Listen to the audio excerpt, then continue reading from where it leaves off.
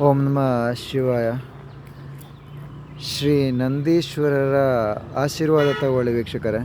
ವಿಚಾರ ಏನಂದರೆ ನೋಡಿ, ಆ, ನಾವು ಕಲ್ಲಿಗೆ ಬೇಕಾದಷ್ಟು ಪೂಜೆನ ಮಾಡ್ತೇವೆ. ಈಗ ನೋಡಿದಿರಲ್ಲ, ಲಿಂಗದ ಮುಂದೆ ನಂದಿ ಇರ್ತಾರೆ. ನಂದಿ ಅಂದರೆ ಇವರೇ ನೋಡಿ, ಇವರು ತುಂಬ ಇನ್ನೂ ಎತ್ತರ ಆಗ್ತಾರೆ. ಇವರಿಗೆ ಸರಿಯಾದ ಒಂದು ಫುಡ್ಡನ್ನು ನಾವು ಕೊಟ್ಟರೆ, ಹುಲ್ಲನ್ನು, ಅವರಿಗೆ ಬೇಕಾದಂಥ ಒಂದು ಪೌಷ್ಟಿಕಾಂಶದ ಹುಲ್ಲು, ತುಂಬ ಒಳ್ಳೆ ರೀತಿಯ ಧಾನ್ಯಗಳನ್ನು ಕೊಟ್ಟರೆ ತುಂಬಾ ಚೆನ್ನಾಗಿ ಎತ್ತರವಾಗಿ ಬೆಳೀತಾರೆ ಇವರು. ಅರ್ಥ ಆಯ್ತಾ?